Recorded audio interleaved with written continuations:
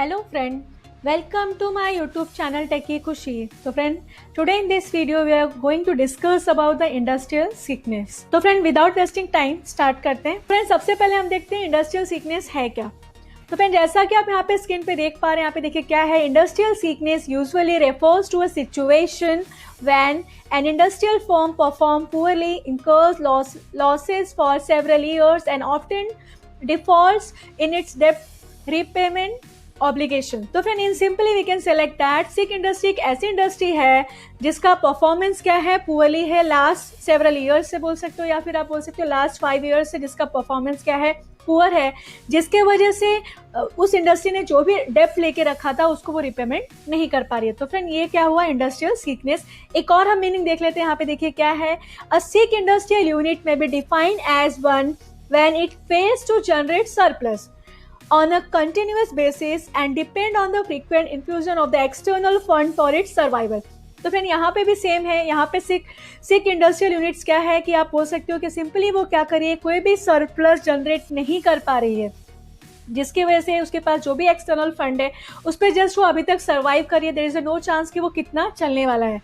तो basically in simple हम कह सकते हैं कि सिक इंडस्ट्री या फिर इंडस्ट्रियल सिकनेस एक ऐसी इंडस्ट्री है जो क्या कर रही है, पास्ट सेवरल ईयर्स से या फिर लास्ट 5 ईयर्स से उसका परफॉर्मेंस क्या है, बहुत ही पुअर है, जिसके वजह से क्या करिए, उसने जो भी डेप्थ लेके रखा है, जो भी उसने उधार या फिर जो भी क्रेडिट लेके रखा है उसको वो रिपेमेंट नहीं कर पा रही है. तो फ्रेंड ये क्या है, सिक इंडस्ट्री. अब हम नेक्स्ट देख लेते हैं.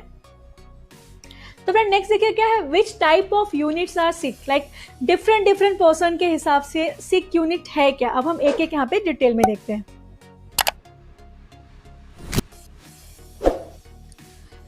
तो फ्रेंड जैसा कि आप यहाँ पे स्क्रीन पे देख पा रहे हैं, मैंने एक डिफरेंट कैटेगरीज बना के रखी है जिनके हिसाब से सिक यूनिट है क्या. हम एक एक देख लेते हैं.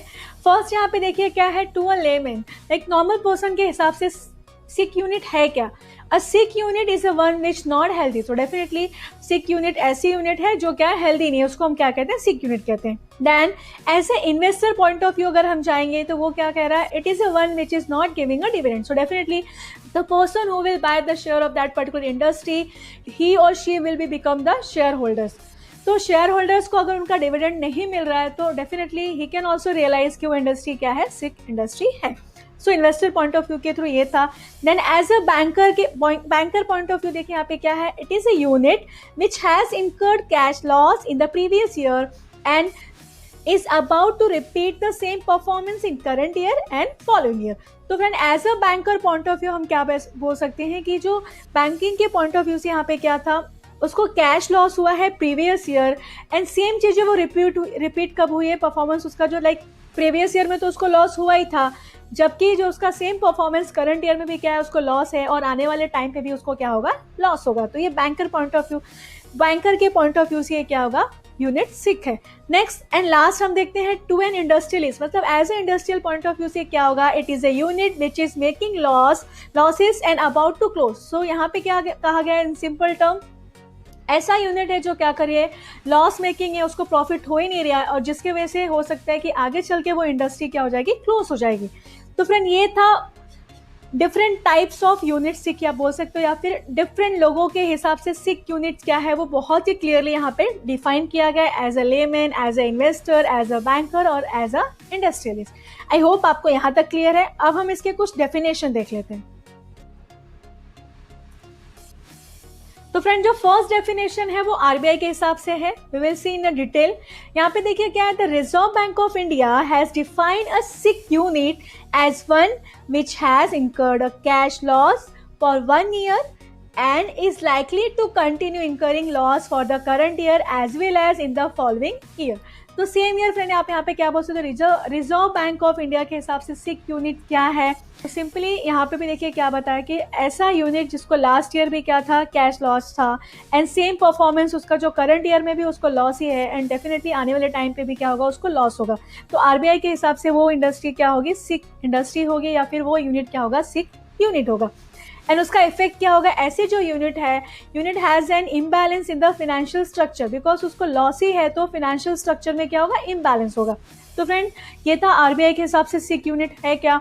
अब हम नेक्स्ट देख लेते हैं. नेक्स्ट डेफिनेशन जो स्टेट बैंक ऑफ इंडिया के हिसाब से वो देखिए क्या है, The State Bank of India has defined a sick unit as one which pays to generate an internal surplus on a continuous basis and depend for its survival upon frequent infusion of the funds. तो यहाँ पे भी state bank of India ने clearly यहाँ पे mention किया है कि ऐसा यूनिट जो इंटरनल सरप्लस कंटिन्यू बेसिस पे नहीं बना पा रहा है, इट मीन्स वो उसको क्या हो रहा है, लॉस ही वो फेस कर रहा है, तो वो इंडस्ट्री उसके लिए क्या हो जाएगी, या फिर वो यूनिट उसके लिए क्या होगा, सिक यूनिट होगा।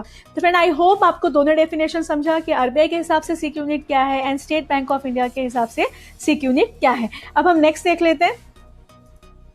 तो फिर नेक्स्ट हम लोग डिस्कस करने वाले हैं signals and symptoms of sickness, like on which basis हम लोग डिसाइड कर सकते हैं कि वो इंडस्ट्री या फिर वो जो यूनिट है वो क्या है, सिक है। तो फ्रेंड, फर्स्ट देखिए यहाँ पे क्या है, decline in capacity utilisation, second a general decline in that particular industry, third one is a increase in the consumption of overdraft facility, fourth, increase customer complaints, fifth one is a larger and longer outstanding in bill, sixth one is a slow growth, and the last one is a falling reputation of the company in the market. तो friend, एक एक symptoms को हम थोड़ा सा detail में discuss करेंगे। तो फर्स्ट यहाँ पे देखिए क्या है, decline in capacity utilisation. So decline in capacity utilisation, it means friend, it may be you can select that human resources, financial resources and production capacity.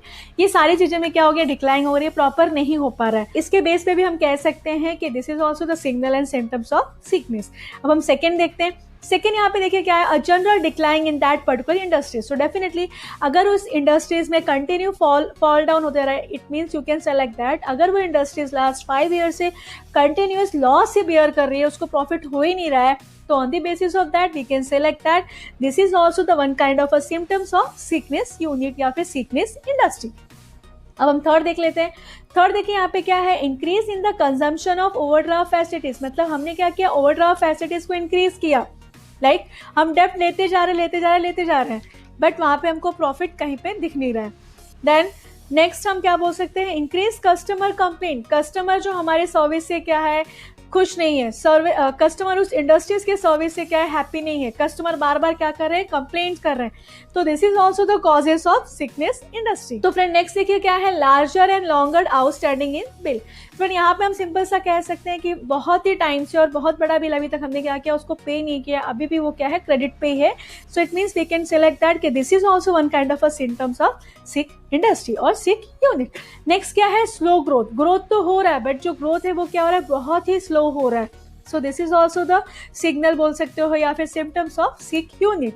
Next क्या है, next and last one, falling reputation of the company in the market. So friend definitely अगर आपको last 5 years से या फिर last few years से अगर आप लॉस मेकिंग है, अगर आपको प्रॉफिट हो ही नहीं रहा, अगर आपके इंडस्ट्रीज को सरप्लस हो ही नहीं रहा है, तो अल्टीमेटली मार्केट में उसका रेपुटेशन क्या हो जाएगा, डाउन होता जाएगा। कोई भी उस कंपनी के शेयर्स को बाय नहीं करेगा and at the end friend we can select that कि उस कंपनी को बंद ही करना पड़ेगा।